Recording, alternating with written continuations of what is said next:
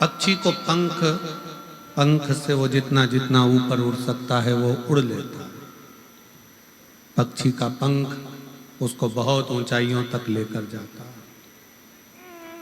और यदि अच्छे सच्चे संत का यदि सानिध्य मिल जाए, पहली बात तो संत के पास टिकना बड़ा मुश्किल है अगर सच्चा संत है। जितना वो भजन करता है उतना ही डांटता है, कभी कभी गुस्से में आकर गालियां भी खूब दे देता है। अगर सच्चा है तो उसके पास टिकना मुश्किल है। भजन भी खूब करेगा, अपना काम भी खुद करेगा, और अगर तुमने जरा सा भी गड़बड़ करा तो इतनी गालियां सुना देगा, इतना अपशब्द कह देगा, इतने ताने दे देगा, इतना इतना बोल देगा कि आपका दिल फट जाएगा कि आज के बाद तो मैं गुरुजी तुम्हारे पास आऊंगा ही नहीं, क्योंकि गुरुजी ये चाहते हैं कि तुम मेरे पास मत आओ।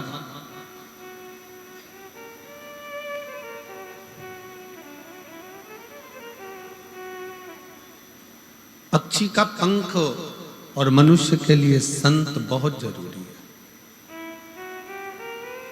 यदि पक्षी का पंख नहीं है तो बहुत ऊंचाई तक वो जा नहीं पाएगा, घुट घुट कर भीतर ही मर जाएगा, प्राण छूट जाएगा।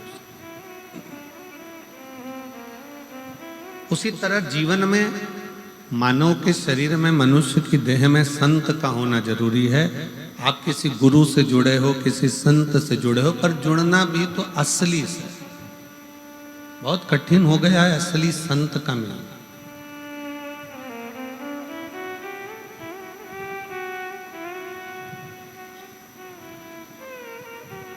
अभी हम सतुआ बाबा जी की कुटिया में, सतुआ बाबा जी के शिविर में कथा कर रहे थे गोविंद जी, तो वहाँ एक छत्तीसगढ़ के गोयल परिवार मिलने के लिए आए,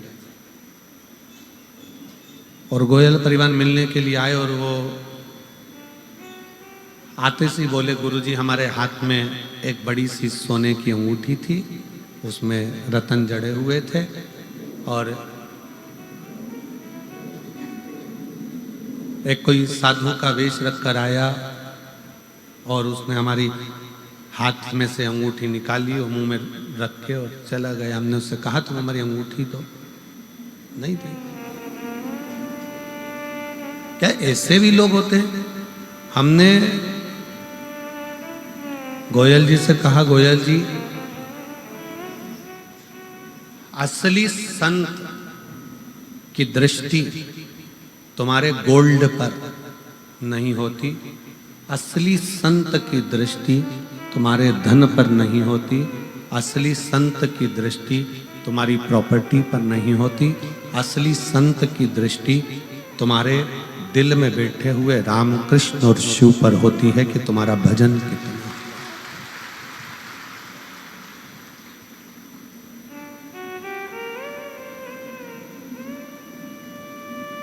असली संत का एक नियम है समय पर विश्राम करना, समय पर जागना, जागकर अपने भजन में डूबे रहना।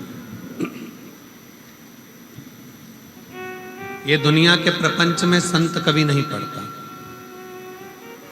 थोड़ी देर यहाँ बैठे, थोड़ी देर वहां बैठे, थोड़ी देर भाग गए, थोड़ी देर उधर आ गए, थोड़ी देर उधर चले। संत का स्वभाव ये नहीं होता। संत अपना डेरा बनाकर जो बैठता है, जपता है। और ये कहाँ से मिलता है? तो कहा ये शबरी अम्बा का चरित्र देखिए। मातंग बाबा से शबरी जी ने पूछा, क्या मुझे भगवान को पाने के लिए कहाँ जाना पड़ेगा? अगर मुझे भगवान को पाना है तो मैं कहाँ जाऊं? भगवान को पाने के लिए मुझे कहाँ जाना पड़ेगा? तो मातंग बाबा ने कहा, तुम्हें कहीं नहीं जाना है। एक जगह पर बैठकर जब तुम अपनी तप साधना में डूबे रहोगी, एक जगह पर बैठकर जो तुम भगवान की भक्ति करती रहोगी, एक जगह पर बैठकर तुम भगवान के नाम का जाप करती रहोगी, तो तुम्हें कहीं नहीं जाना पड़ेगा। वो भगवान राम स्वयं तुम्हें ढूंढते हुए तुम्हारे दरवाजे पर आए।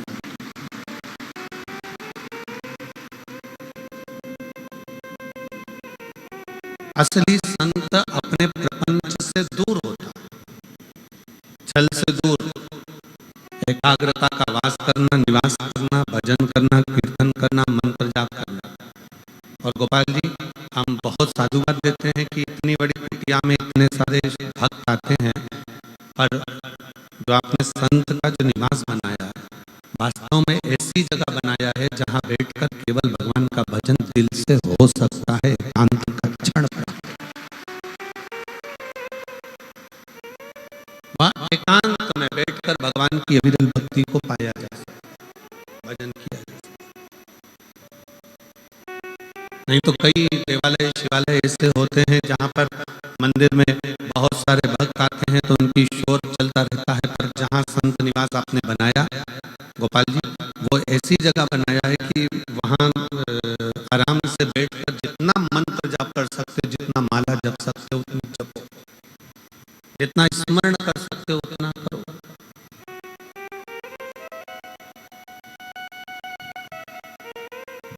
और उससे यह प्राप्त होता है कि भूमि कैसे, जैसे भी माननीय गोपाल जी ने कहा, खंडा जी ने, कि ऐसी भूमि सिरसा की है जहां भूमि दान मांगने के लिए आए हुए तो भी रुक गए। ये कोई साधारण, आप जहां बैठकर तप कर रहे हो, ये तारा बाबा की कुटिया में बैठकर शिव महापुराण की कथा सुन रहे हो, जितने लोग अंदर के पंडाल में बैठे हैं, 1 2 3 4 पंडालों में भरे पड़े हैं, पीछे के पंडाल में भरे पड़े हैं, इससे ज्यादा बाहर के 4 पंडाल में लोग भरे पड़े हुए हैं। ये आप जहां बैठकर कथा का तत्व ग्रहण कर रहे हो, जिस जगह,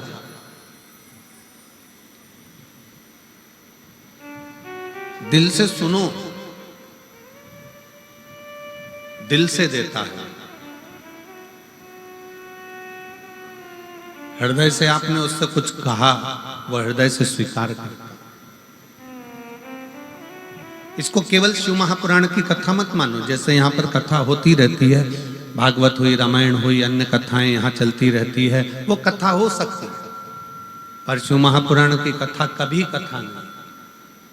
शिव महापुराण भले वो पोथी के रूप में दिखती हो, शिव महापुराण भले वो कथा के रूप में रहती हो, पर शिव महापुराण कथा नहीं है। शिव महापुराण अपने भीतर शंकर को उतारने का एक ऐसा रसायन है जो हमारे कानों के माध्यम से हमारे अंदर उतर जाता है और हमारे अंदर विश्वास जागृत होकर एक दिन भोले बाबा हमारा कार्य पूर्ण कर ही देते। ये वो तत्व है।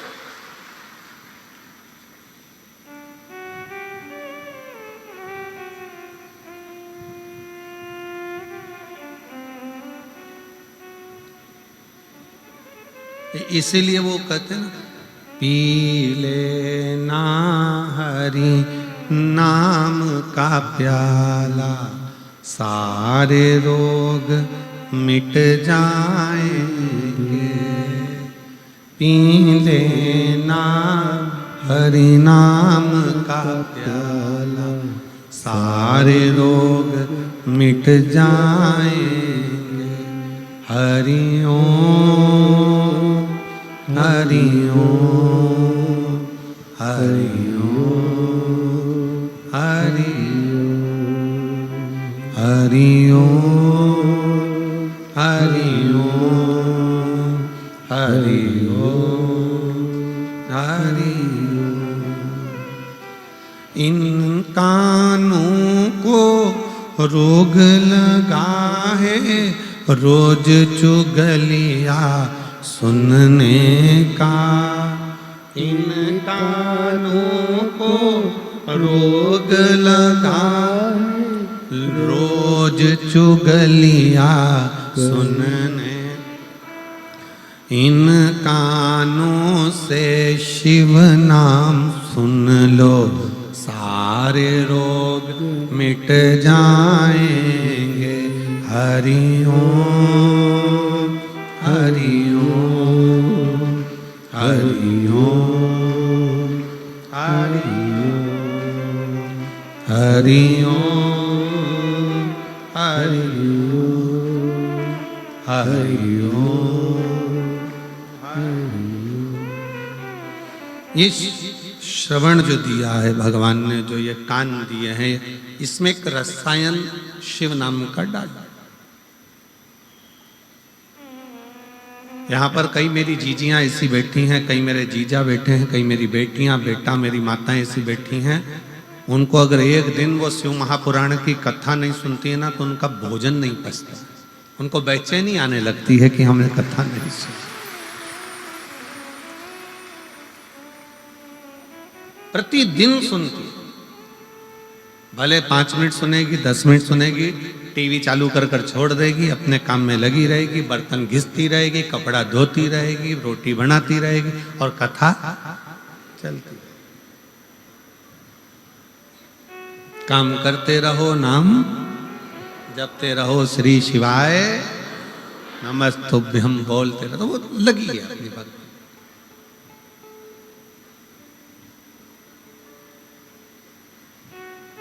अब तुम एक दिन कथा के बिना नहीं रह पाते, बीच में कथा में 1-2 दिन का गैप हो जाता है तो तुम्हारा दिल नहीं लगता, 4 बार रिमोट लेकर चैनल चेंज कर कर कर देख लेती हो काय पे आ रहा है वो सीहोर वाला।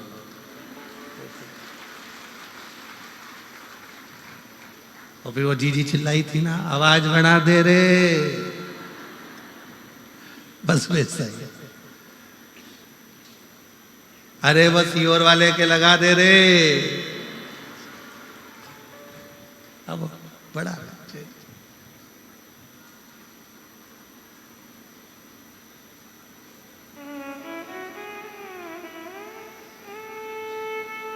कितनी अच्छी भाषा। हरियाणा की, पिछली बार हम गोविंद जी के साथ गाड़ी में बैठ के गोविंद जी बोले कि गुरुजी बहुत सारे पंडाल भरे पड़े, तो चलो हम चले। अब हम चले तो रास्ते में हमारी जीजियों ने और जीजाओं ने घेर लिया।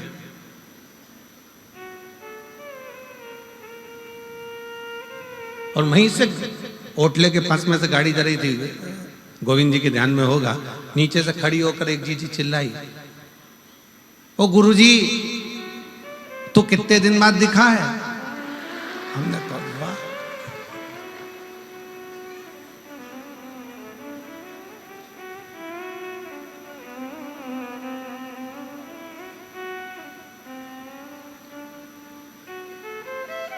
आप बहुत दूर हो जाता है, तू पास हो जाता है, नजदीक।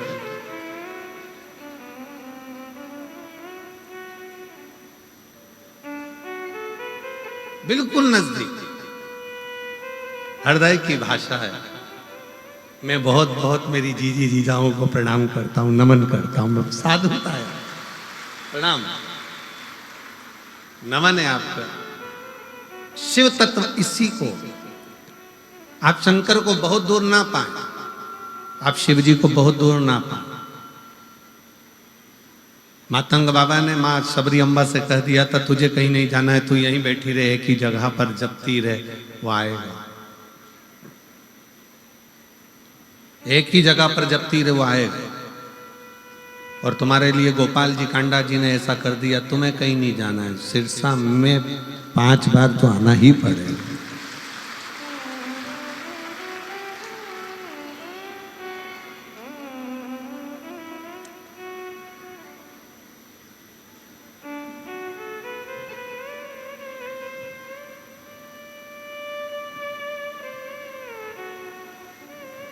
कैसे भी आओ,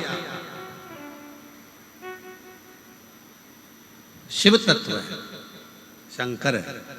और जब एक स्थान पर बैठकर आप पुकारो तो उसको, मेरे शंकर भगवान ने कभी तुम्हारा चेहरा नहीं देखा, मेरे शंकर भगवान ने तुम्हारे हाथ पांव नहीं देखे, मेरे शंकर भगवान ने तुम्हारा पूरा श्री विग्रह शरीर नहीं देखा, मेरे शंकर भगवान ने तो केवल तुम्हारा दिल देखा।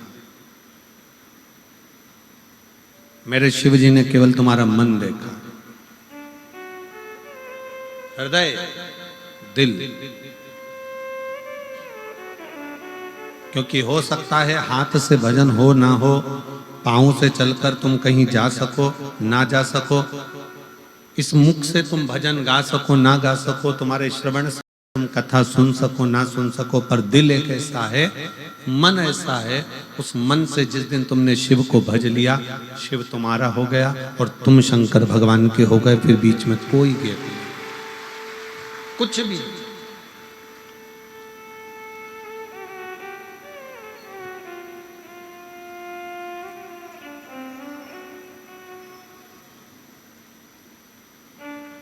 पक्षी के लिए पंख, मनुष्य के लिए सन, दोनों जरूरी।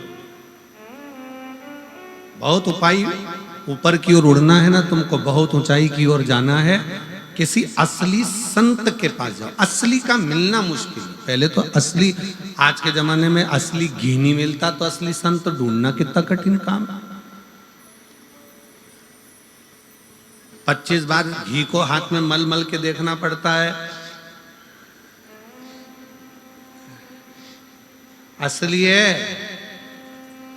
तो तुम खुद सूंघ लो।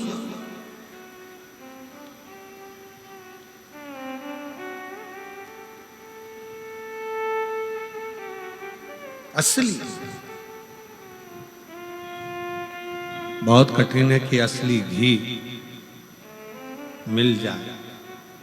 नकली के युग में हम पहले भी एक कथा कहे, एक पढ़ा लिखा लड़का, उसको नौकरी नहीं मिल रही थी, उसने खूब अच्छी पढ़ाई कर ली।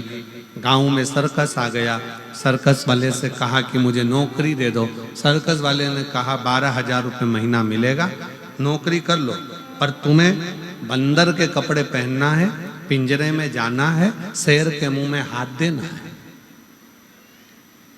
उसने मन में सोचा 15,000 रुपये में शेर के मुंह में हाथ दूंगा, मरीज जाऊंगा।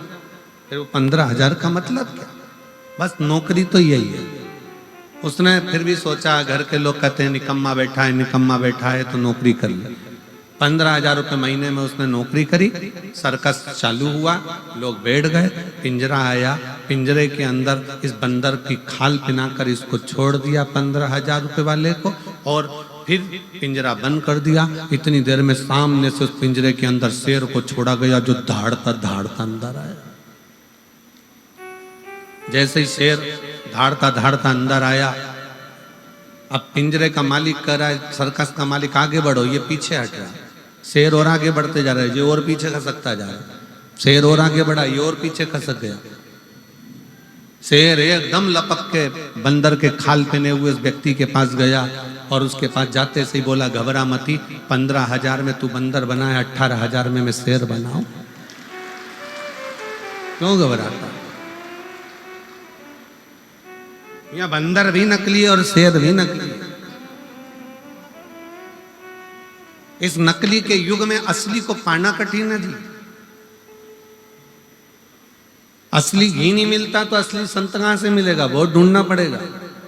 और जब असली संत हमारे पास में रहता है तो हम उसको पहचान नहीं पाते। अरे इतना गाली देगा, इतना अपशब्द कहता है, ऐसा बोलता है, वैसा बोलता है, कैसा रहता है, इसके पास तो कुछ भी नहीं है, झोपड़े में रहता है। आज के जमाने में लोग असली संत उसी को समझते हैं जिसके पास में VIP सोफा लगा हो, बहुत सुंदर ठाठ हो, कालीन बिछा हो, खूब राशि ठाठ हो, खूब लैपटॉप पर काम चल रहा हो, 4-6-8 कर्मचारी पीछे से पंखा झेल रहे हो, थोड़े बहुत चमड़ हिला रहे हो, थोड़े बहुत डंडा फंडा पकड़ कर चल रहे हो, 1-2 छतर पत्थर पकड़ के चल रहे हो। आज के जमाने में लोग समझते हैं असली बस यही है, पर देखा जाए तो असली तो किसी कंदरा में बैठकर राम नाम, कृष्ण नाम, शिव नाम जप रहा होता है, जिसके जीवन में छल प्रपंचता नहीं होता। एकांत। ये तारा बाबा जी की जो कुटिया है ना, हमें तो यहाँ पर जो मकान बने दिख रहे हैं, हमारा विचार कहता है, हमारा मन कहता है कि यहाँ पहले मकान नहीं था।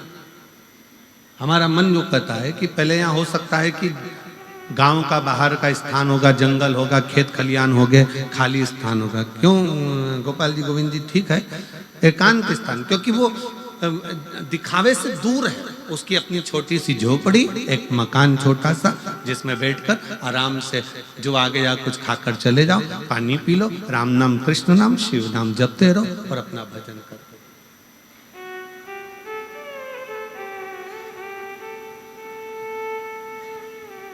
ठीक है, ठीक है। शिव नाम जपते रहो, भगवत भजन करते रहो, स्मरण करते रहो, नाम जाप करते रहो। आप एकांत में बैठो, भजन करो, कीर्तन करो, मंत्र जाप करो, नाम जाप करो, स्मरण करो, उसमें आनंद है।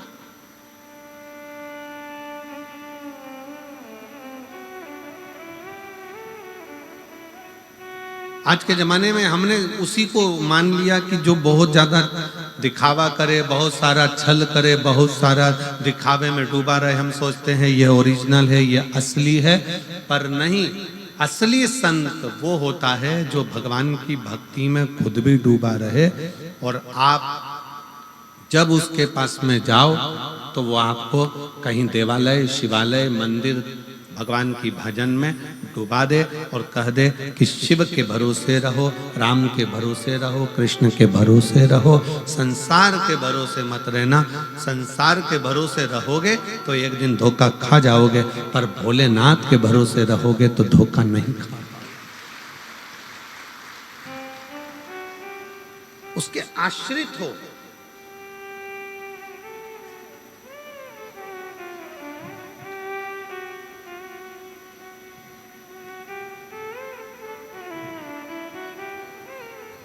कितनी माताएं कल अपने अपने बच्चों को लेकर आई थी, ढेर लगा हुआ था। देखकर हमें इतनी खुशी हुई कि मेरे भोले बाबा ने इनकी गोदी में कम से कम लाल तो दे दिया। यही मेरे बाबा से विनती है। हम फिर कहेंगे, हम अपना कमरा जब छोड़ कर आते हैं बाबा से प्रार्थना कर कर, हमारा जो छोटा शिवलिंग है, शालिग्राम बाबा हैं, लड्डू गोपाल जी हैं, और हमारी जो पाठ पूजन है उसको हम भजन कर कर जब वहां से आते हैं तो बाबा से एक ही बात करते हैं, बाबा इतनी कृपा करना किसी पुरुष की जेब खाली ना रहे और किसी स्त्री की गोद खाली ना रहे। ये बड़ा, जिस माँ की गोद, जिस स्त्री की गोद खाली रहती है ना, उसे बहुत सुनना पड़ता है। दो दो लड़कियां हैं, लड़का नहीं है, छोरा नहीं है, 8 साल हो गए, एक बच्चा नहीं है। ऐसे ऐसे शब्द ताने दिए जाते हैं, ये तो बांझ हो गई, ये तो ऐसा हो गया, ये तो वैसा हो गया। 18 साल हो गए, 20 साल हो गए, 15 साल हो गए। बड़ा जेब में पैसा नहीं रहता तो लोग गिनते नहीं है, इनके पास तो क्या है, चल जाओ उधर, उधर बैठो, चलो, धन नहीं, धन नहीं, जेब में माल। बहुत सुनना पड़ता। और हमारा कुबेरेश्वर बाबा से, तारकेश्वर बाबा से यही निवेदन है कि बाबा जो तेरे दरवाजे पर आए सबकी गोद भर देना और सबकी जेब भर देना, कोई खाली ना जाए यहां से, कोई खाली।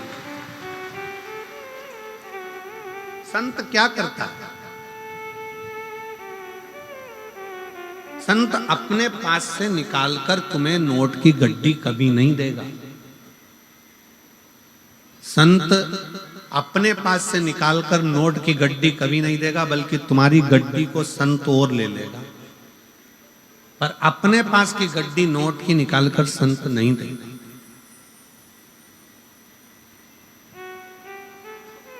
तुम्हारी गड्डी को ले लेगा। क्यों लेगा? कि तुम दोगे तो वो कहीं भूखे को भोजन कराने में, प्यासे को पानी पिलाने में, कोई आया उसके पास में तो उसको कुछ मुख मीठा कराने में, तुम्हारे धन का सदुपयोग कराकर तेरे घर में भी मिठाइयां बढ़ती रहे, इस भाव से वो तुम्हारे धन का प्रयोग कर लेता। असली संत तुमको नोट की गड्डी भी नहीं देगा, असली संत तुमको आशीर्वाद भी नहीं देगा। कभी भी असली संत ये नहीं बोलेगा कि मैं तुझे आशीर्वाद देता हूं, तेरे साथ ये हो जाए, मैं तुझे वचन देता हूं तेरे साथ, ना। असली संत तो केवल अपने भजन में लगा रहता है और देखता रहता है, ये बहुत चतुर है, सेवा कर रहा है, काम कर रहा है, ये इधर झाड़ू लगा रहा है, पोछा लगा रहा है, ये बिस्कुट बांट रहा है, ये टॉफी बांट रहा है, ये पानी पिला रहा है। असली संत केवल देखता रहता है। और उसके भजन की जब दृष्टि एक साधारण से व्यक्ति पर पड़ती है तो उसको देने की जरूरत नहीं पड़ती, उसका कल्याण असली संत स्वयं कर देता। वो वचन भी नहीं देगा, वो कहेगा भी नहीं कि तुम्हारे साथ ऐसा हो जाए।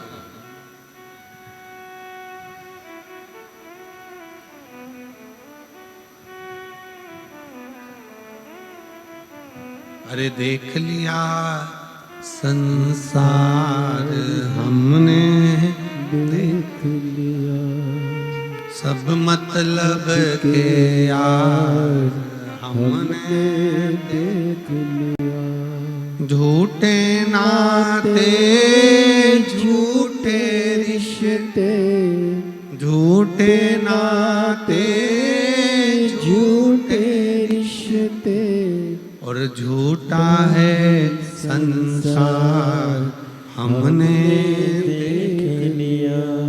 सब मतलब के यार हमने देख लिया, संसार हमने देख लिया। असली संत ना आपको वचन देता है, आशीर्वाद देता है, ना कुछ कहता है।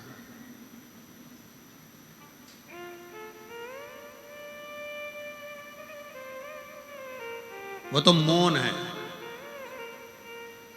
पक्षी का पंख उड़ता है, ऊपर ले जाता है।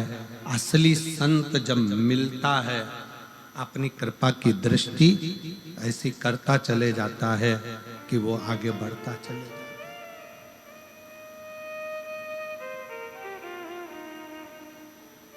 कृपा की दृष्टि, उसको तुम्हारे वैभव से मतलब नहीं है, उसको तुम्हारे धन से मतलब नहीं, उसको तुम्हारी दौलत से मतलब नहीं, उसको तुम्हारी संपदा से मतलब नहीं।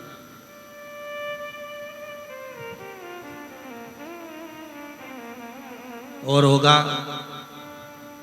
संत कभी तुम्हारे पास में आकर ये भी नहीं कहेगा कि साहब मुझे इस चीज की जरूरत है और तुम पहुंचाओ, नहीं कहेगा। वो एक ही बात कहेगा कि तुम अगर किसी भूखे को भोजन करा रहे हो, प्यासे को पानी पिला रहे हो, किसी का मुख शिव महापुराण में अगर झूठा करा रहे हो, तो उसका फल देवाधिदेव महादेव ऐसा देगा कि तुम अगली बार खूब भंडारे चलाओगे। ये शिव की कृपा तुम्हारे ऊपर हो जाए, शंकर की कृपा।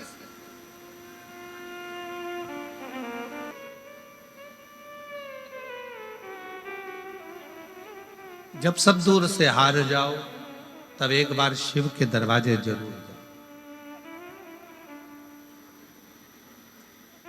सीहोर वाले महाराज से, पंडित प्रदीप मिश्रा से आपका कोई संबंध नहीं होना चाहिए, संबंध होना चाहिए देवाधिदेव महादेव से। वो संबंध तुम्हारा जो चलेगा वो जीवन भर चलेगा। हम ना आपका भविष्य बता सकते हैं, ना हम आपका भविष्य बना सकते हैं। भविष्य बनाने की भी जवाबदारी आपकी है और बताने की जवाबदारी भी आपकी है। आप जितना जितना परिश्रम करेंगे, मेहनत करेंगे, संघर्ष करेंगे, उसके साथ जब आप आगे बढ़ेंगे शंकर का नाम लेकर एक लोटा जल चढ़ाते हुए, तो आपको कहीं जाने की जरूरत नहीं पड़ेगी। शिव आपको ढूंढता ढूंढता आपके दरवाजे पर जरूर आएगा। आप उसके आश्रित तो हो।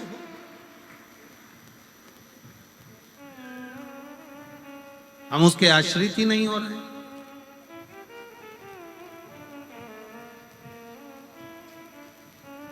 पक्षी का पंख, पक्षी का पंख और मनुष्य के जीवन में संत बहुत मायने रखते, बहुत।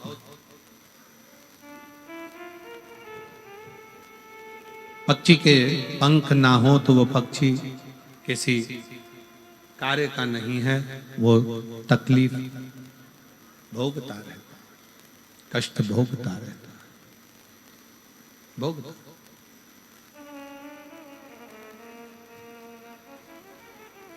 और मनुष्य के जीवन में अगर संत नहीं है, मानव के जीवन में अगर संत नहीं,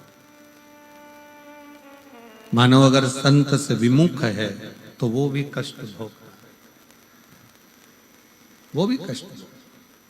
संत अगर मिला है आपके जीवन में, अगर कोई असली संत, और असली बहुत मुश्किल से मिलेंगे, बहुत मुश्किल, और पहचानने में भी देरी हो जाएगी आप असली को इतनी जल्दी पहचान भी नहीं पाओगे। हमारा मन करता है तारा बाबा की कुटिया में तारा बाबा जी जब रहते होंगे, तब यहाँ आने में भी लोग सोचते होंगे इतनी दूर कौन जाता होगा। जंगल में बाबा जी रहते हैं, अकेले बैठे भजन करते, कीर्तन करते, मंत्र जाप करते, स्मरण करते।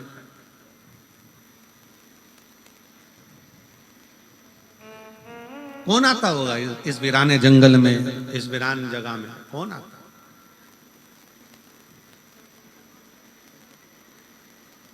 पर संत संत है, साधु साधु है, सन्यासी सन्यासी है, तपस्वी तपस्वी है, साधक साधक।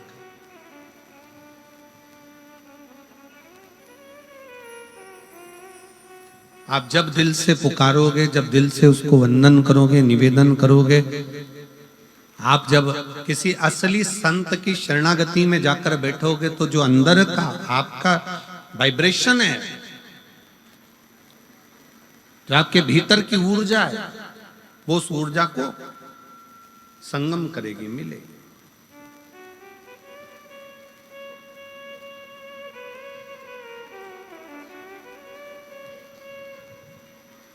श्री शिवाय नमस्तुभ्यं, श्री शिवाय नमस्तुभ्यं, श्री शिवाय नमस्तुभ्यं, श्री शिवाय नमस्तुभ्यं, श्री शिवाय नमस्तुभ्यं, श्री शिवाय नमस्तुभ्यं। असली संत की शरणागति थोड़ी सी ग्रहण करिए, आडंबर से दूर हटकर। वो आपको बहुत ऊंचाई तक लेकर जाए, बहुत ऊंचाई।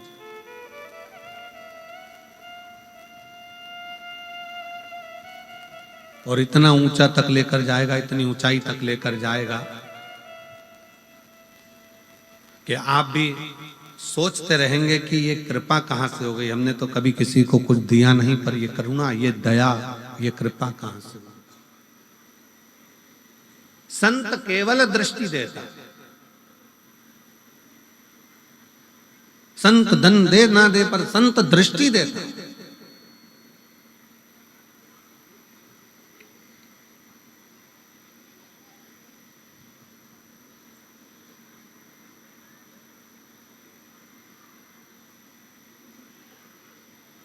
लोग हमसे कहते हैं गुरुजी आप हमारे घर आना। कई लोग निमंत्रण देते हैं आप हमारे घर पधारो। हम नहीं जाते, ये गोविंद जी भी जानते हैं। हम लोग नहीं जाते ही नहीं। हम के बहाना बना देते हैं, हम पहुंच नहीं पाते। हम कहीं ना कुछ कह देते हैं, आएंगे, कल आएंगे, परसों आएंगे, नरसों आएंगे, दरसों आएंगे। 7 दिन निकाले, बाबा धाम चले। हम नहीं जाते। खूब प्रयास करे, गुरु जी आना ही पड़ेगा, आना ही है, चलना पड़ेगा, चलना पड़ेगा। हम नहीं। क्यों? हम उनसे कहते हैं हमको बुलाने की जगह एक बार तारकेश्वर महादेव से विनय करो, एक बार कुबेरेश्वर महादेव से विनय करो कि आप हमारे घर आना। वो आएगा तो फिर वो पहुंचे तुम्हारे दरवाजे पे। तारा बाबा की कुटिया में जब दर्शन करने के लिए जाओ, तारा बाबा की उस पवित्र समाधि स्थल पर जब पहुंचो और उसकी साक्षी में जब रहो, तारकेश्वर महादेव का जब दर्शन करो, कुबेरेश्वर महादेव का जब दर्शन करो, किसी देवालय में, शिवालय में जब शंकर भगवान का दर्शन करो, तो वहां के नंदी को आप दिल से कहो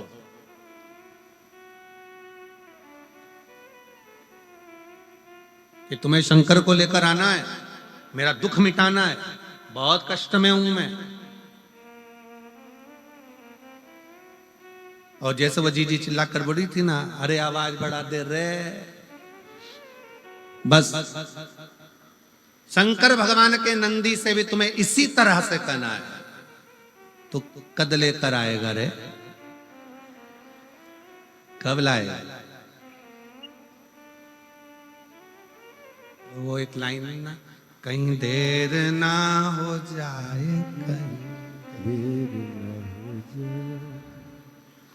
देर ना हो जाए, कहीं देर ना हो जाए, मेरा विश्वास ना टूट जाए, मेरा भरोसा ना छूट जाए।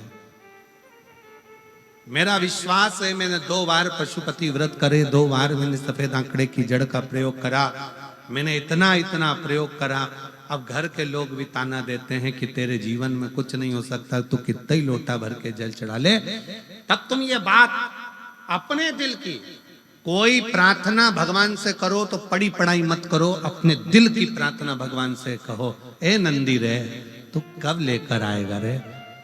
अब तो लोग ताना देने लगे रे, बहुत दुखी हूं, कब लाएगा शंकर भगवान को लेकर? अब की शिवरात्रि तू मेरे घर आना, मैं बहुत आदर करूंगी तेरा, तू आ। कहीं देर ना हो जाए, कहीं देर न हो जाए, आ जा रे मेरा दिल घबराए, भोले देर ना हो जाए, कहीं देर न हो जाए। हमारा विश्वास न टूट जाए। आपको मालूम है शबरी अम्बा के दरवाजे पर राम जी कब गए थे? कब गए? सबरी के घर में आए हुए बेर जब सूखने लगे, सबरी के दरवाजे पर आए हुए बेर जब सूखने लगे,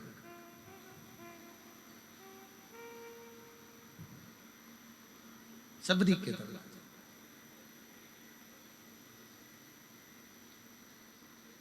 इंतजार कर रही है।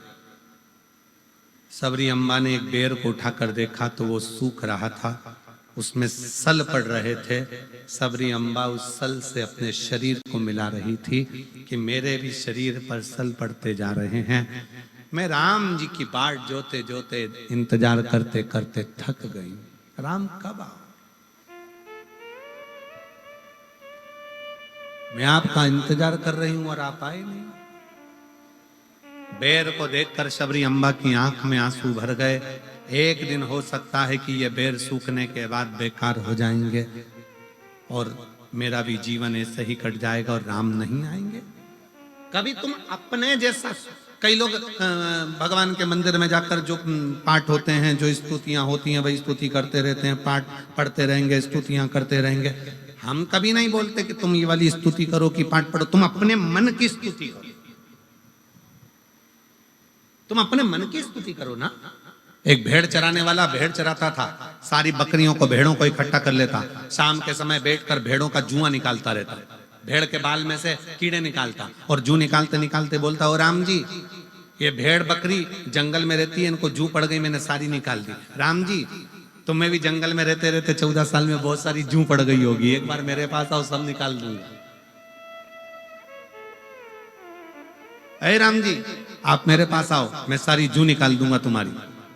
एक संत निकल कर जा रहे थे, संत को गुस्सा आ गया, क्यों रे राम जी को जू पड़ती है क्या? संत ने कहा आज के बाद मत बोल देना। उसने बोलना बंद कर दिया। राम जी चुप बैठे थे। सीता जी ने पूछा, आपके चेहरे की हंसी चली गई है ना, क्या बात है, आप मुस्कुरा नहीं रहे हो?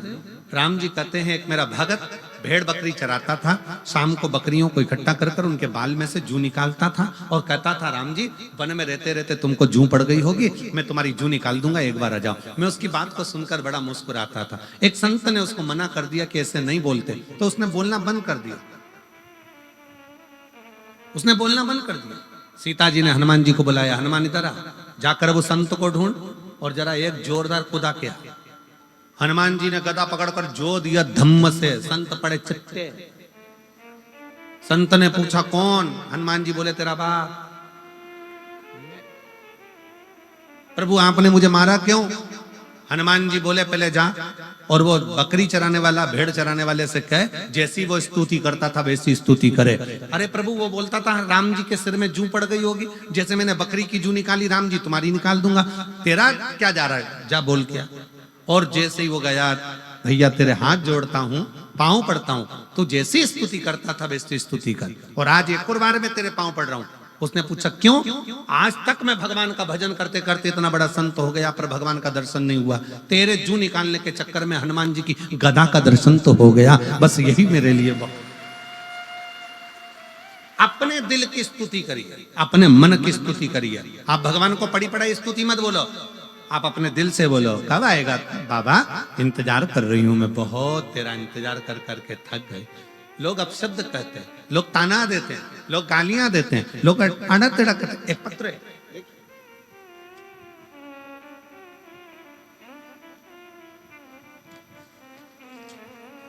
सबरी अम्बा इंतजार करती रही, कब आ। एक दिन सबरी अम्बा के मन में आ गया और सबरी अम्बा ने कहा कि अब ऐसा लगता है कि मेरे प्राण नहीं बचेंगे। मातंग बाबा वहां से निकलकर सबरी अम्बा के वहां से जो मातंग ऋषि थे उन्होंने कह दिया था तू इंतजार करना, इंतजार करना। एक दिन एक ऋषि निकल कर जा रहे थे, कोई गुरुवर,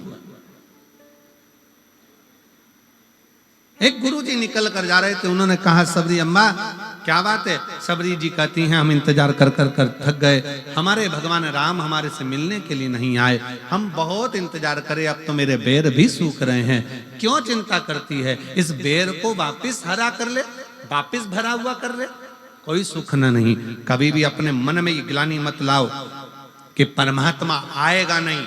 अगर तुमने सोच लिया कि भगवान को पुकारा है और तुमने सोच लिया कि भगवान आएगा, तो ये निश्चित है एक दिन तुम्हारा दुख मिटाने के लिए शिव जरूर आए।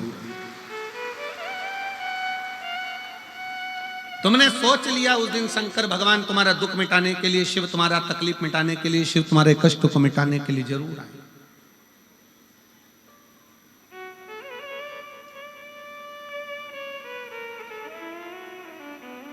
आप लाखों की संख्या में आए हो, बाहर के पंडालों में भी बैठे हुए हो, इधर ऑफिस के सामने भी टेंट लगा हुआ है, वहां भी सफेद सफेद गद्दा कोई बिछ रहा था, वो बिछते जा रहा था और तुम बैठते जा रहे थे। बैठे हो, जितने बाहर बैठे हो, जितने अंदर बैठे हो, जितने पंडालों में भरे पड़े हो, जितने तारा बाबा की कुटिया में जहां तहां पेड़ों की छांव में, वृक्ष की छांव में, ऑफिसों की छांव में, जहां तुमको मौका मिल रहा है, तुम लोग जहां बैठे हो, भोजनशाला में, जहां तुम्हारे को मन पड़ रहा है, वहां जहां आप बैठे हो, निवेदन है अगर तुम विश्वास के साथ कथा सुन रहे हो तो हमारा भी विश्वास कहता है कि जो मार्च में भटिंडा में कथा है ना, 6 मार्च से, विश्वास कहता है वहां तुम्हारा पत्र हम खुद पढ़ेंगे। ये शिव तत्व का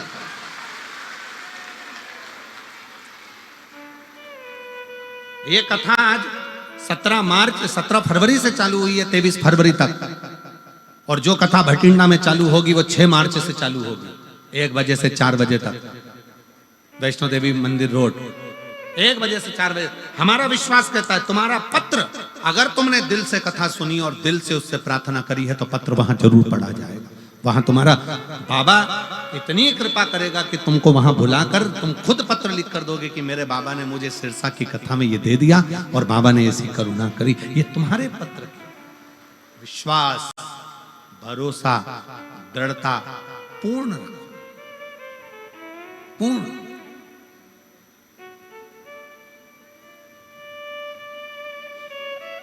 बाबा ने हमको चलना सिखाया, बाबा ने हमको चलना सिखाया, सब भक्तों से मिलना सिखाया।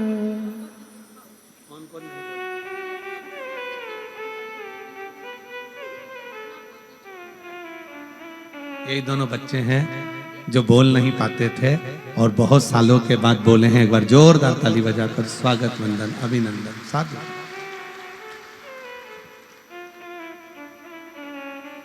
हम तो सीना तान के चलते हैं, एक समर्पण तुम्हारे जीवन का हो।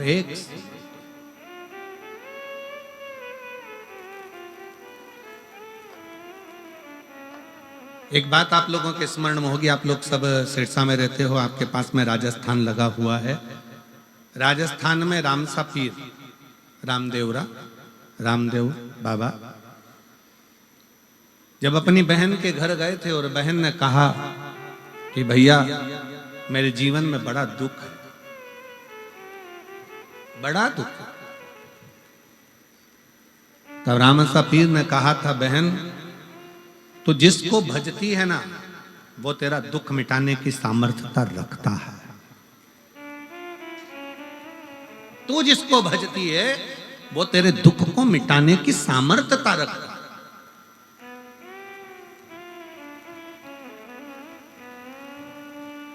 रामसा पीर, रुणीचा वाले रामदेव बाबा,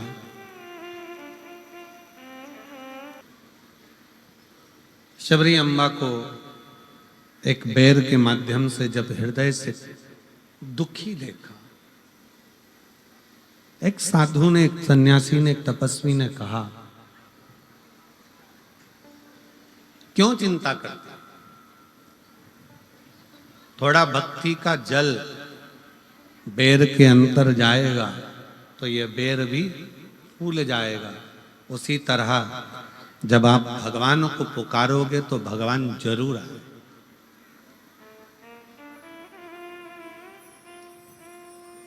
आपके इधर बनता है कि नहीं बनता हमको नहीं मालूम, पर हमारे उधर जब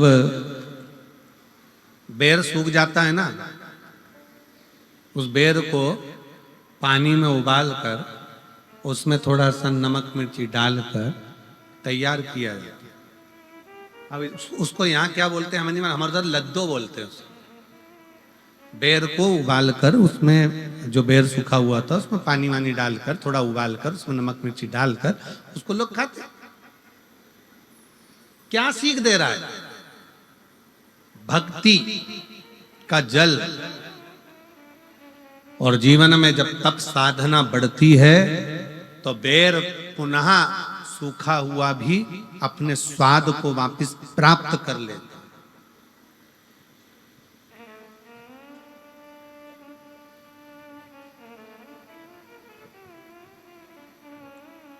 जब भक्ति का जल मिले और भगवान की तप साधना में आप डूबे हुए हो तो शिव तत्व जरूर प्राप्त हो। दुनिया का ऐसा कोई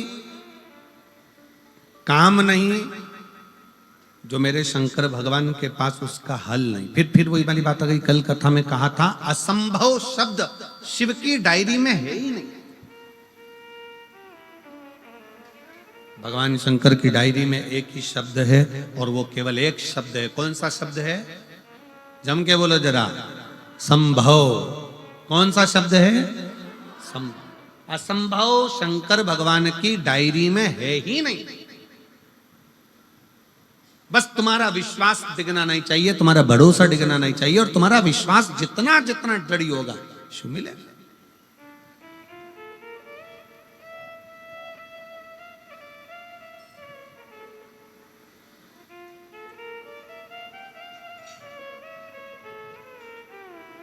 तुम्हारा विश्वास जितना जितना दृढ़ होता चले जाएगा, बस उतना उतना। एक मिलिट्री के भाई ने एक पत्र लिखा है आर्मी वालों ने।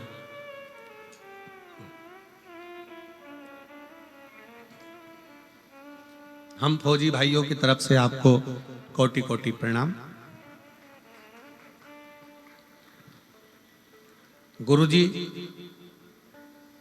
किसी व्यासपीठ से आज तक ऐसा शब्द हम नहीं सुने थे जो शब्द आपकी व्यासपीठ कहती है। आपकी व्यासपीठ हमेशा कहती है कि शंकर भगवान के मंदिर में सावन महीने में 2 लोटा जल चढ़ाओ। कभी कभी 30 त्योहार पर 2 लोटा जल शंकर जी को चढ़ाओ, एक अपने लिए और एक जो बॉर्डर पर सैनिक खड़े हैं उनके लिए। कहां बैठे हैं? कोई आया है जिन्होंने पत्र दिया है? कोई आया हो ये पत्र जिसने दिया हो तो बेल पत्र लेने जरूर आए। हमारे कुछ प्रश्न हैं। गुरुदेव, बाबा की कृपा से लोग कम से कम हमारे लिए भी तो जल चढ़ाते हैं और बड़ी खुशी मिलती है आपकी कथा सुनकर। पर हमारे एक प्रश्न है, हम सैनिक कई आपके पशुपति व्रत से आए हैं। आ जाओ, एक बेलपत्र ले जाना। आ जाओ आ जाओ आ जाओ। आपके पशुपति व्रत से हमको बहुत लाभ हुआ है। हम सैनिकों की टोली भी पशुपतिनाथ का व्रत करना चाहती है, करती है। पर कई बार ऐसा होता है कि व्रत 5 होते हैं और व्रत में 3 व्रत हो पाते हैं और 2 व्रत में कहीं हमको जम्मू भेज देते हैं, कहीं कश्मीर भेज देते हैं, कहीं कहीं भेज देते हैं, तो वो व्रत हमारे रह ही जाते हैं। और 6 दिए, 5 दिया मंदिर में, 1 दिया घर के दरवाजे पर, और प्रसाद का 3 हिस्सा। अब बताओ हम कश्मीर में प्रसाद कैसे बनाए? तो हमारा निवेदन है, तुम कश्मीर में प्रसाद मत बनाओ, तुम दुश्मनों को प्रसाद बनाकर खा जाओ। कहा करे प्रसाद? तुम इन विधर्मियों को हलवा बना दो या फिर इनकी खीर बना दो और पूरे भारत में बांट दो। यही सबसे बड़ा सुख है। भारत माता की। पर गुरुजी, हम सैनिक पशुपति व्रत करें तो करें कैसे? तो हमारा निवेदन है कि अगर आपका दिल है पशुपति व्रत करने का, तो निवेदन है, कुछ भी नहीं हो ना, तो एक देवी जी का एक भजन हम लोगों के स्मरण में आता है, आप लोगों ने भी गाया होगा। मन मेरा मंदिर, अरे आंखें दिया बाती, होठों की है तालियां, बोल फूल बाती, रोम रोम जीवा तेरा नाम पुकारती, आरती ओ मां आरती शेरा वाली हो मां तेरी, आरती लाटा वाली हो मां तेरी, आरती जोता वाली हो मां तेरी। आरती। बस मन का दिया मंदिर बनाओ, अपने भीतर भक्ति का दीप जलाओ और भगवान से प्रार्थना करो। जब तुम राष्ट्र की सेवा में लगे हो ना, तो तुम्हारा पशुपति व्रत तो भगवान वैसे ही पूर्ण कर देता है। ये भी एक भक्ति। बहुत बोल्ड बोल्ड आवाज है तुम्हारी, गजब। शिव तत्व है।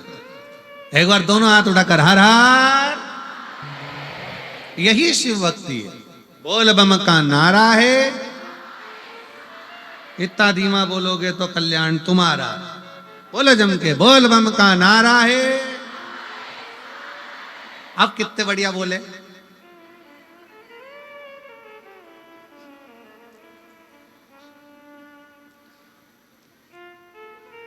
शिव तत्व है।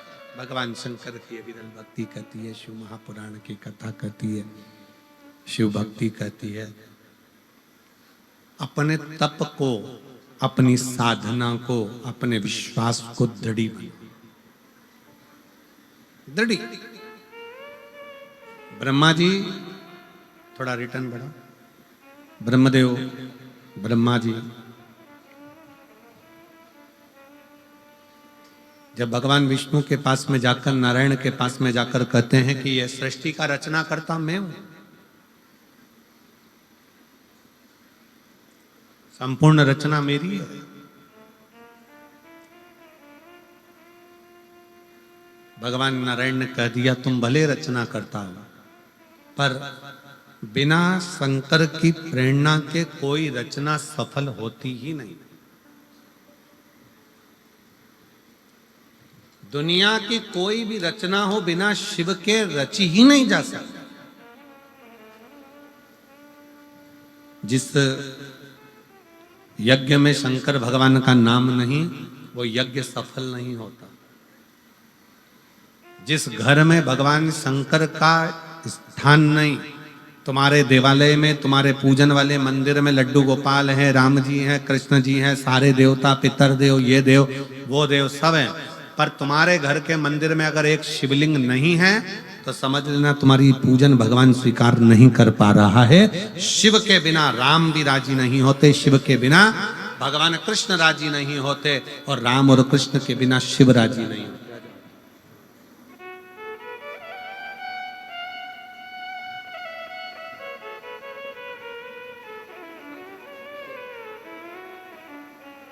आपने सैनिकों की बात हमारे तक पहुंचाई, उसके लिए साधुवाद। एक बार सभी सैनिकों के लिए जोरदार ताली बजाकर साधुवाद। भारत माता की।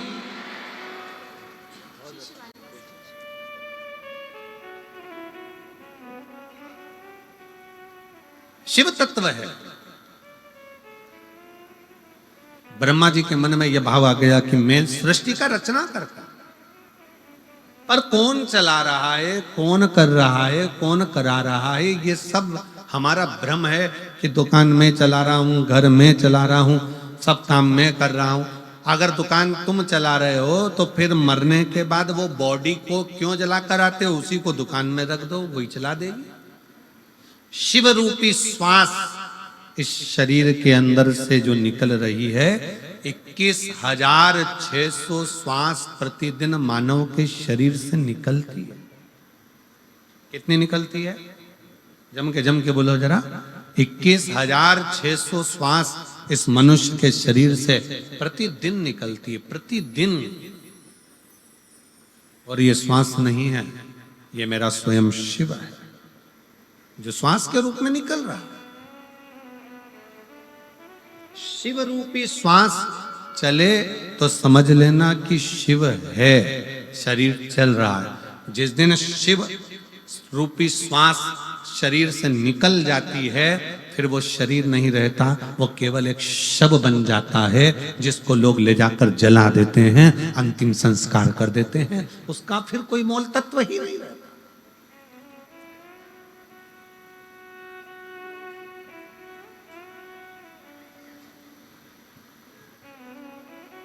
21,600 श्वास रोज निकल रही है, और रोज एक ही बात कहती है, शिव नाम जपो, भगवत नाम जपो। ये मत सोचो कि मैंने करा। कौन कर रहा है, कौन करा रहा है, कौन करने वाला, ये कोई दूसरा नहीं, शंकर ही करता है, शिव ही करता है। अरे ब्रह्मा जी के मन में तो ये बैठ गया कि मैं सृष्टि का रचना करता हूं। अब ब्रह्मा जी के मन की बात को कौन समझाए? तब भगवान विष्णु ने समझाया, नहीं माने। ब्रह्मा जी का शंकर कौन? कौन है शिव? कौन शिव? कल एक बात हमने कही थी, आपके स्मरण में होगा, समस्त श्रोताओं के, जो आस्था चैनल पर सुन रहे हैं, जो फेसबुक यूट्यूब पर सुन रहे हैं, और जो इस कथा के पंडाल में बैठकर सुन रहे हैं, बाहर अंदर सब जगह, उनके स्मरण में होगा, कल आपसे कहा था, शिव डायरेक्ट नहीं देते। भगवान शंकर डायरेक्ट आकर नहीं देंगे। और अगर शंकर भगवान डायरेक्ट आ जाए ना, तो तुम नहीं पहचानोगे, तुम कहे ना जाने कहां का रास लीला वाला आ गया, रामलीला वाला आ गया, देव इनको 10 रुपया दो, चलो चलो। शंकर भगवान इसलिए अपने असली स्वरूप में नहीं आते, शिव भगवान अपने असली स्वरूप में नहीं पहुंचते। शंकर भगवान कोई ऐसी क्रम उत्पन्न कर देते हैं जिससे जीव का कल्याण हो जाए। आप बैठे जरूर हो कथा में, अगर दिल से, हृदय से शिव नाम को जपते हुए, भगवान स्वयं शंकर जी कह रहे हैं, स्वयं शिव ओगढ़दानी, स्वयं शंकर भगवान की पवित्र कथा कहती है। भगवान नारायण स्वयं कह रहे हैं कि हे ब्रह्मा जी, ये सोचना बंद कर दो कि तुम सृष्टि की रचना कर रहे हो। सृष्टि की रचना करने वाला तो केवल एक है, और वो देव अधिदेव महा शिव है, केवल शिव, उसके सिवाय कोई नहीं। भगवान शंकर के सिवा कौन कर सकता? पर ब्रह्मा जी के मन में संकोच उत्पन्न हो गया, और ब्रह्मदेव ने भगवान नारायण के साथ में मिलकर एक पर्वत को घुमाना प्रारंभ करा। पर्वत को घुमाते घुमाते उस पर्वत ने एक लिंग की आकृति उत्पन्न कर ली, और वह अग्नि का एक खंभ प्रकट हो गया। जैसे ही लिंग की आकृति प्रकट हुई, भगवान शंकर उस लिंग की आकृति में से प्रकट होकर कहते हैं, ब्रह्मा और विष्णु, तुमने मुझे प्रकट किया है। पूरे ब्रह्मांड में, संसार में, मृत्यु लोक में, ब्रह्मा और विष्णु, हे नारायण, हे ब्रह्मा, पूरे ब्रह्मांड में, पूरे मृत्यु लोक में मेरा मूल स्वरूप का पूजन नहीं होगा। जो नारायण और ब्रह्मा तुमने मेरे शिवलिंग को प्रकट करा है, पूरे ब्रह्मांड में बस केवल यही पूजा जाएगा, और इसी से जीव अपना फल पाए, इसी से जीव। अब कई लोग गलत गलत विचारे कर लेते हैं, कई लोग गलत विचारों में पड़ जाते हैं, गलत सोच में पड़ जाते हैं। कोई कुछ कह देता है, कोई कुछ कह देता है। कोई कहता है शंकर जी पे चढ़ा हुआ जल मत पियो, कोई कहेगा बेलपत्र मत खाओ, कोई कहेगा ये मत करो। पर शिव महापुराण की कथा, गीता प्रेस गोरखपुर की लेकर आओ, अपने घर में बैठकर चैन से आराम से पढ़ो कि वो सियोर वाला महाराज कहीं झूठ तो नहीं बोल रहा। पढ़ना चाहिए।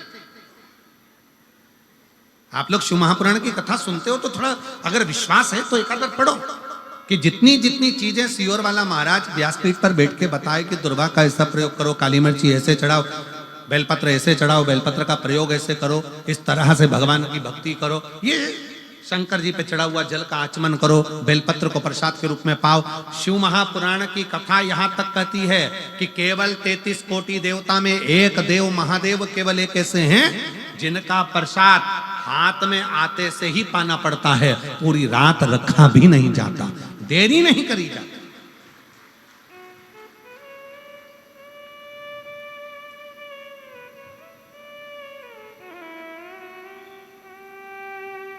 शिव के प्रसाद को केवल ये आप लोग आते हो बेलपत्र लेते हो, ये 7 दिन की बेलपत्र में जो हम लोग यहाँ बेलपत्र व्यासपीठ से अब तो बहुत कम देना चालू करा। पहले तो बहुत देते थे बेलपत्र, अब तो बिल्कुल ना के बराबर कर दिया, क्योंकि भीड़ ज्यादा हो जाती है, लोग कष्ट भोगते हैं, धक्का धुक्की होती है, ये सब बंद कर दिया। पर क्या है बेलपत्र का महत्व? कभी शिव महापुराण का कुमार खंड पढ़ेंगे तो उसमें वर्णन मिलेगा कि शिव पोथी की चढ़ी हुई बेलपत्र 6 दिवस तक अगर लगातार कैसा भी शरीर में कष्ट हो उसका निवारण कर ही देता है। और 7वें दिन का बेलपत्र लक्ष्मी की वृद्धि करने वाला होता है, इसलिए इसको संभाल कर रखा जाता है। ये बेलपत्र की महत्वता, इसको रात भर रखते ही नहीं है, इसको तो पा लिया जाए, उसको अपने जीवन में उतारा जाए। इस बेलपत्र की महत्वता कुछ जान गया। आए कल हमारे गोविंद जी कह रहे थे कुछ लोग पैदल चलकर शायद 50 किलोमीटर दूर से आए हुए हैं। कहाँ बैठे हैं वो लोग? कहीं बैठे हैं? आ जाओ एक बार, आ जाओ आ जाओ आ जाओ। कहाँ से आए हैं लोग गोविंद जी? हैदराबाद, अहमदाबाद, अच्छा अच्छा। वहां से 50 किलोमीटर दूर से बाबा की ध्वजा लेकर भगवान शंकर की कथा श्रवण करने के लिए पैदल पैदल चलकर आए हैं। एक बार जोरदार ताली बजाओ इनके लिए, साधु था। 50 किलोमीटर दूर से पैदल पैदल चलते हुए शिव नाम लेते लेते भगवान का उच्चारण करते करते शिव तत्व को धारण करते करते यहाँ पहुंचे। कितना आस, कितना विश्वास। और कई लोग ऐसे भी होंगे सिरसा के जो अपना घर नजदीक में होने के बाद भी देव अधिदेव महादेव की शरणागति में नहीं पहुंच पाते होंगे। पर बाबा उसी को बुलाता है कुबेर भंडारी, मेरा कुबेरेश्वर महादेव। शिव महापुराण में उसी को बुलाएगा जिसकी झोली उसको 3 महीने में भरना होगी, नहीं तो वो दरवाजे तक भी नहीं बुलाएगा ही उसी को जिसको देना।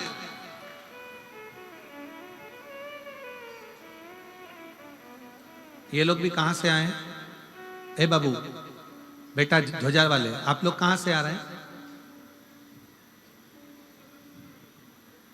आवाज तेज करके बोलो। आ जाओ जाओ जाओ। कितना किलोमीटर दूर से आ रहे हैं? 48 किलोमीटर दूर से पैदल चलकर आ रहे हैं शिव महापुराण की कथा सुनने। आ जाओ। तो ध्वजा ले लो, दे दो।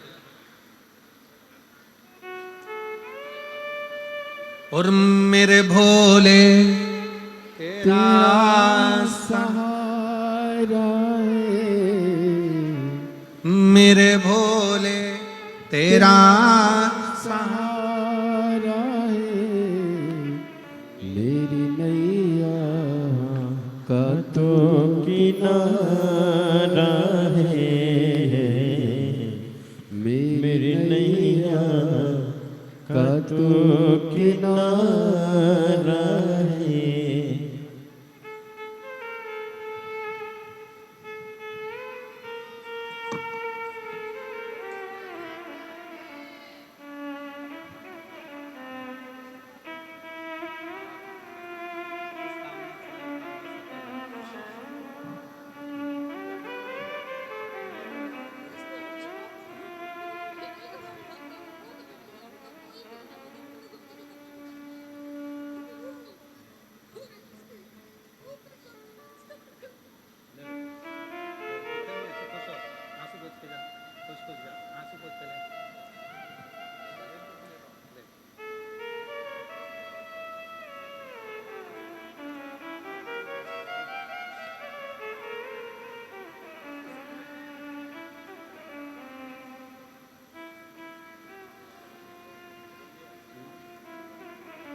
48 किलोमीटर से आप पैदल आ रहे हैं। कौन सा?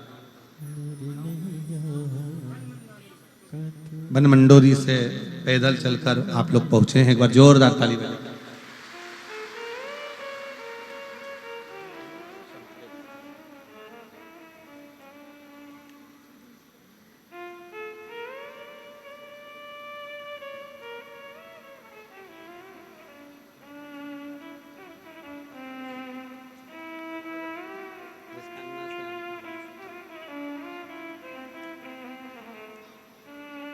और मेरे भोले तेरा सहारा है, मेरे भोले तेरा सहारा है, मेरी नैया का तू किनारा है, मेरी नैया का तू किनारा है, मेरे बाबा तुझे पुकारा है, मेरे बाबा तुझे पुकारा है, मेरी नैया का तू किनारा है, मेरी नैया का तू किनारा। शिव पर आश्रित हो। ब्रह्मा विष्णु ने जो शिवलिंग उत्पन्न करा यही संसार में पूज्य होगा। संसार में मेरा मूल स्वरूप नहीं, शिवलिंग की पूजन होगी। स्वयं शंकर कह रहा है, जिसके घर में शंकर का शिवलिंग नहीं है समझ लेना कि वो पूजन शिव स्वीकार नहीं करता। छोटा हो साधारण जितना भी आप रख सकते हो, छोटे से छोटा जितना बड़ा, पत्थर का, पीतल का, चीनी का, आप जिस कांच का जो हो, पर घर में शिव तत्व होना जरूरी है। शिव तत्व का होना जरूरी। वो शिव तत्व हमें सुख प्रदान करता है, वो शिव तत्व हमको आनंद प्रदान करता है। और क्यों ना देगा शिव? ब्रह्मा जी राजी नहीं हुए। ब्रह्मा जी को लगा कि ये तो सब सहजता का विषय होगा। शिवलिंग प्रकट हुआ। जैसे ही शिवलिंग प्रकट हुआ तो ब्रह्मा जी ने कहा भगवान विष्णु से, मैं जानना चाहता हूं कि शिवलिंग का भगवान शंकर का चरण कहाँ है, शीश कहाँ है? देखने के लिए स्वयं भगवान नारायण कहते हैं कि मैं शंकर भगवान का चरण देखने के लिए जाऊंगा, भगवान नारायण का चरण ढूंढने के। और ब्रह्मा जी कहते हैं मैं भगवान का शीश देखने के लिए जाऊंगा। जाते जाते जाते जाते ब्रह्मा जी ऊपर चढ़ते रहे पर उनको शीश नहीं मिला।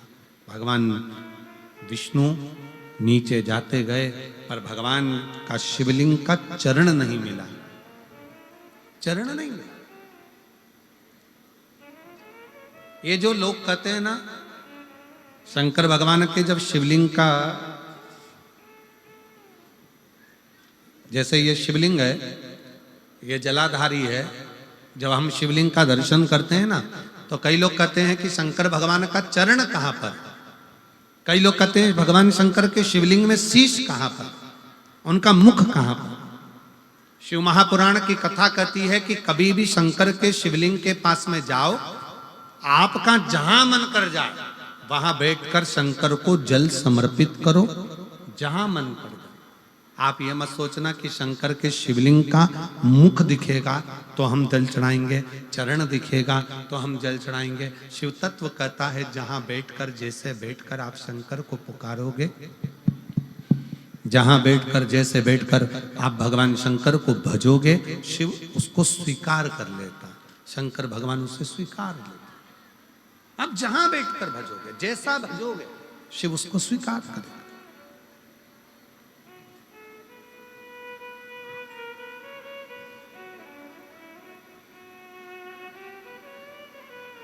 हम पूछें सिरसा वालों, आप लोग एक बात बताइए, बहुत ध्यान से बताना। अब आप लोग कथा श्रवण करने के लिए अंदर बैठे हो, कई लोग कथा सुनने के लिए बाहर जो 4-5 पंडाल लगे हैं, 2-4, उसमें बैठे हुए हैं। जो 2-4 पंडाल लगे हैं बाहर, लोग उसमें बैठे हुए हैं शिव भक्त। बड़े बड़े पंडाल जब लगते हैं, उस पंडाल में व्यासपीठ भी नहीं दिखती है, हम भी नहीं दिखते हैं, केवल पंडाल ही पंडाल नजर आता है और दूर दूर बैठकर लोग कथा का रसतत्व ग्रहण करते हैं। कई लोग कहते हैं गुरुजी हम तो पंडाल के अंदर ही नहीं पहुंच पाए और हमने कथा श्रवण कर ली। कई लोग टीवी पर सुन लेते हैं, कई लोग मोबाइल पर सुन लेते हैं। आखिर इसका फल है कि नहीं? शिव महापुराण की कथा कहती है आप तारा बाबा की कुटिया तक आए हो, भले अंदर के पंडाल में जगह नहीं मिले, पर आप जहां बैठकर पंडाल के अंदर जहां कथा हो रही है उस पूरे प्रांगण में कहीं पर भी बैठकर कथा का रसतत्व यदि ग्रहण कर रहे हो तो उसका फल तुम्हें 3 महीने में मिलेगा जरूर, ये निश्चित है, प्राप्त जरूर हो।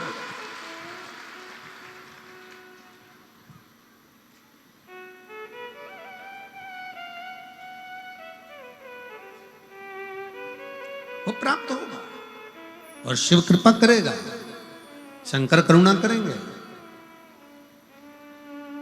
ऐसा नहीं कि शिव कृपा ना करे, करुणा करते। ब्रह्मा विष्णु ने पता लगाना चाहा, ना शीश मिला ना चरण मिला। शिव महापुराण की कथा कहती है भगवान शंकर को जानना बहुत कठिन है। शिव को पहचानने के लिए बहुत समय लगेगा, बहुत समय। शिव को जानना सरल नहीं है, शंकर भगवान को पहचानना सरल नहीं। शिव तत्व को जानो, शिव को पहचानो, शंकर की विरल भक्ति को जानो, शिव तत्व को जानो। गौ माता ने झूठ बोला, केतकी के पुष्प ने झूठ बोला, ब्रह्मा जी ने झूठ बोला तो उनका शीश कट गया। कर्मनाशा नदी मनी, ब्रह्मा जी के सिर से बट वृक्ष बना, बड़ का पेड़ बना। भगवान विष्णु ने सत्य कह दिया इसलिए उनका नाम सत्यनारायण हो।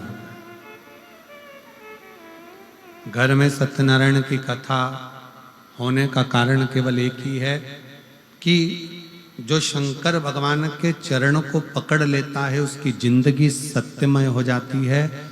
सत्य जब आता है तो शिव आता है और शिव आता है तो जीवन पूरा सुंदर बनता चले जाता है, जीवन में कोई कष्ट नहीं रहता।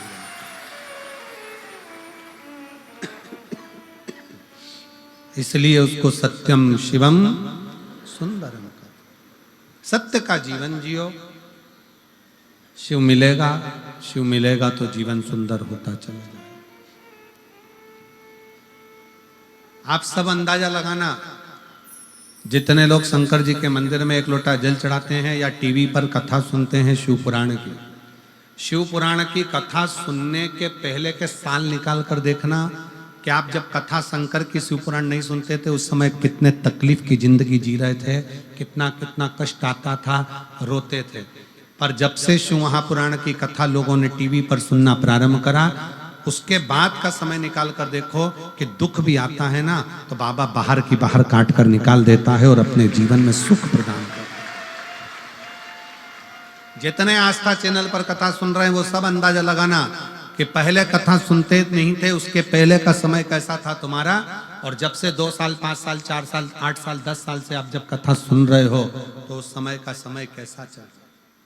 श्रेष्ठता आती चली, एक आनंदता आपके जीवन में आती चली, एक सहजता आपके जीवन में आती चली जाती, एक सरलता आपके जीवन में आती चली जाती।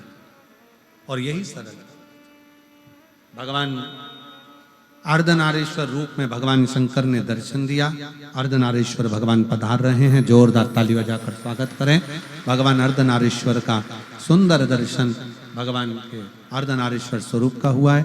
और अर्धनारीश्वर भगवान की जय।